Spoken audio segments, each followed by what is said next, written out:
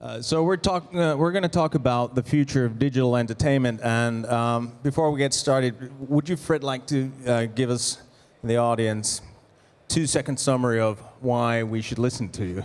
Well, I'm an industry veteran. So, quick story is I founded a law firm in music that represented many of the world's great contemporary pop, rock, and rap artists like Britney Spears and Black Eyed Peas and Kanye West. And about 10, 12 years ago, I started focusing on the new burgeoning digital media sector with the new companies that wanted to launch music services like an early YouTube, early Spotify, Last FM, and Deezer, and these companies, and really help them bridge the gap between the rights holders and the VC-backed digital media companies.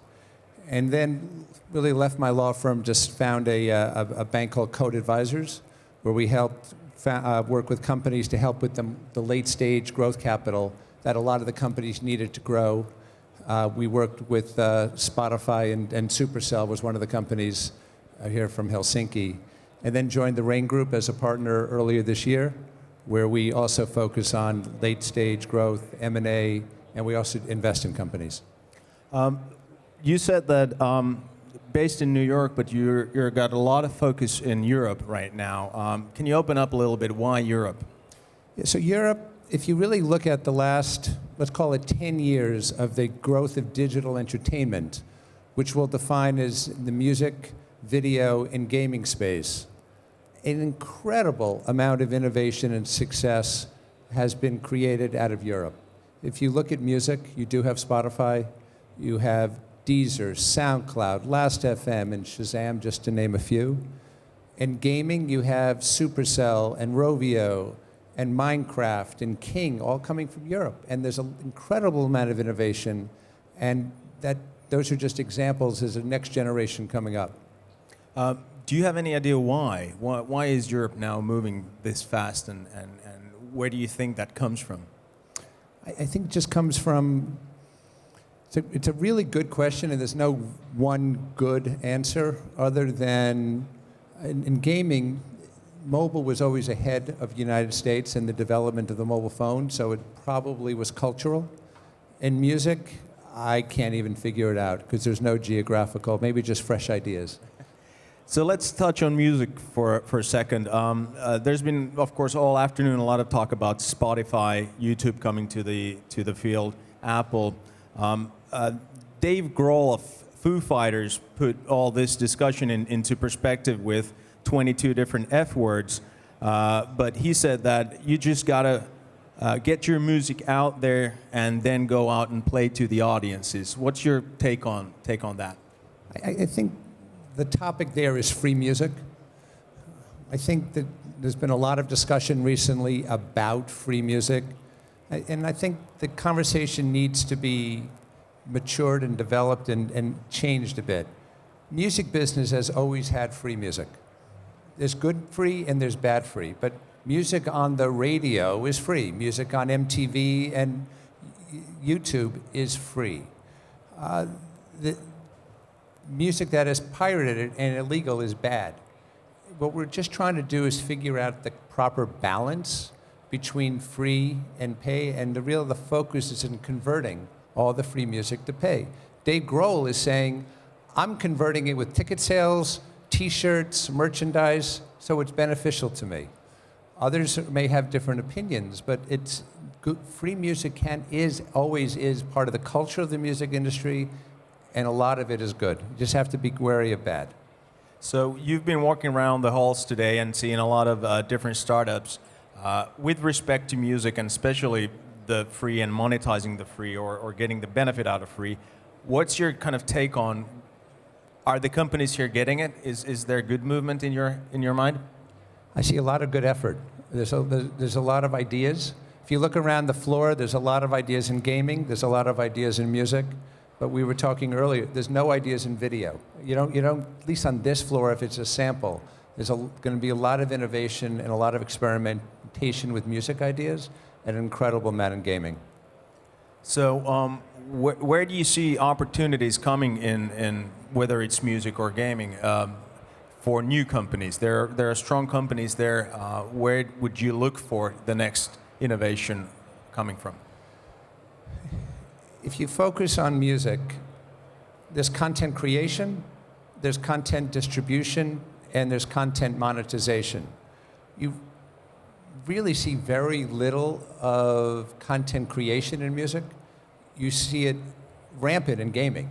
New games being created on the mobile platform and on the web and console. You don't see any of that going on in music.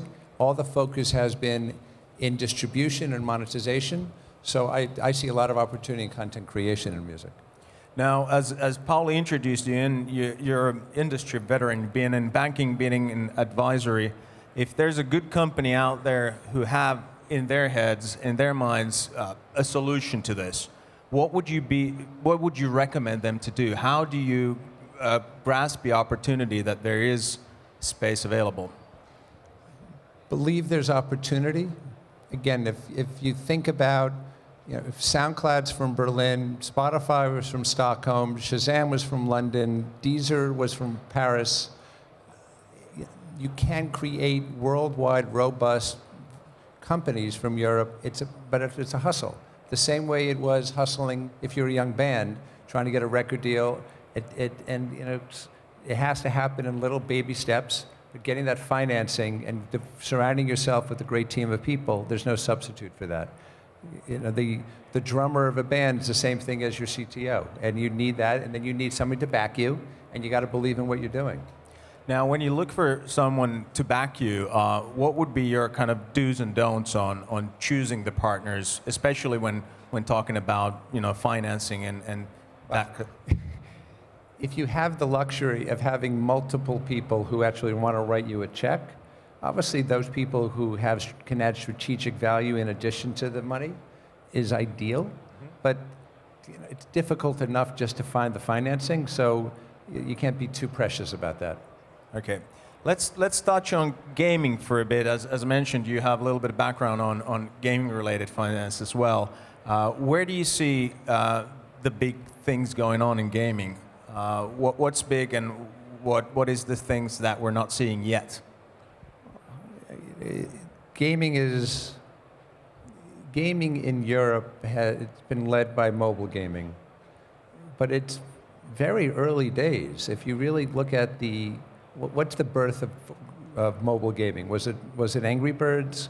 Is it Supercell? Is it Minecraft? I mean, it's only happened in the last 3 years. So there's much more room for new games. And there's incredible amount of room for taking the success of the games and moving it into mass media. You haven't seen any of the crossover that happens with movies or books or other forms of media. And we haven't seen TV shows, we haven't seen movies. I know there's talk of it, but it's an incredible amount. We haven't seen a Harry Potter out of gaming yet. That mass media worldwide sensation that can come out of gaming, it's open wide frontier right now.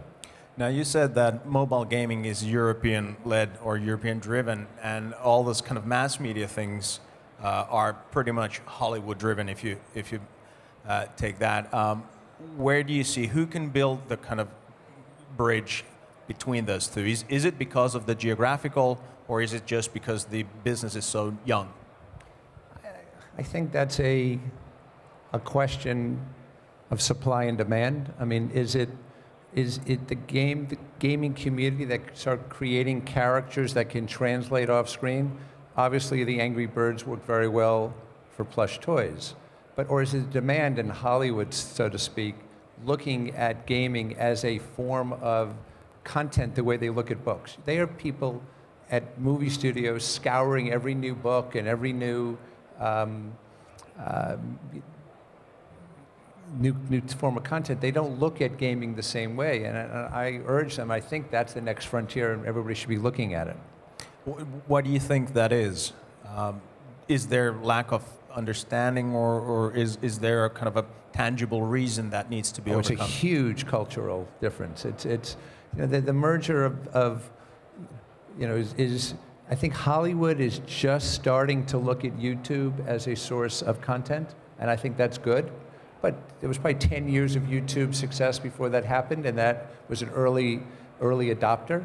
I just think there's huge cultural gaps that are being bridged very slowly, generationally, and you know, I think if you went to Hollywood and asked them how successful has Supercell been, there's still a lack of real understanding on the economics and on the breadth of it. Do you think that we here in Europe should do more about it? And if so, what would be your kind of recommendation on the route? How do we get Hollywood to understand the kind of scope and magnitude of the things that we're successful with now? It actually starts with your asking that question. I don't think many people think about that. I think it still feels that Hollywood's so far away and the tangible music industry is very far away, and it's not. So it starts with questioning, it starts with thinking, it starts with the conversation. And the more that happens, the more opportunity and crossover you'll see happen. Let's quickly switch over to video or moving images. Games, music, all the new things come from Europe, or many new things come from Europe. Video, not so much. What is kind of your perception of the video industry based on what you've seen here, and what is the things that you're missing? If you're defining video as the new form of internet-created content, you just don't see it you just don't see it. You don't see many opportunities. So there's a narrow funnel for successes to happen. Why that doesn't happen, why there isn't the thinking of video first, I'm not sure. But if anybody's looking for verticals of opportunity, it's incredible, because there's not that much effort, and that's on a macro level. There's always one-offs, but there's not a movement and a momentum in that the same way you feel that's happening in the States right now. But you believe that there is the funding available, or the route to the market is available, just like with music and games? Definitely. There's no question. There's a very sophisticated, very large amount of early stage investors and smart investors in Europe right now, that it's only growing in different geographies, and it's spreading. And so they become more sophisticated, there is more money available, and the opportunities are only increasing. Okay. Now, summing up, we've touched music, games, video. What would be your kind of recommendation to the audience here, what they should do with all the opportunities that there are now? What they should do with You know, there are lots of opportunities. You mentioned that Europe is kind of moving, and there's money available. So what would be your recommendation as a veteran, where should people look to? I use the following analogy, and I'm able to because I used to go into the market and look for unsigned bands earlier in my career. When I started doing this, most bands used to play because they just loved music. And that's why they were in their local pub, that's why they were touring, that's why they lived the lifestyle. As that evolved, you saw this shift to bands performing to get a record deal. And that was not as good. It was much better when it was pure. There's a pureness to Europe that I don't want it to be spoiled, and you don't want to try to create the new app or create the new company to get so you can get funding and get it. There's a pureness here. You want to keep that pureness the way rock and roll used to be pure. Thank you very much. Okay. Thank you.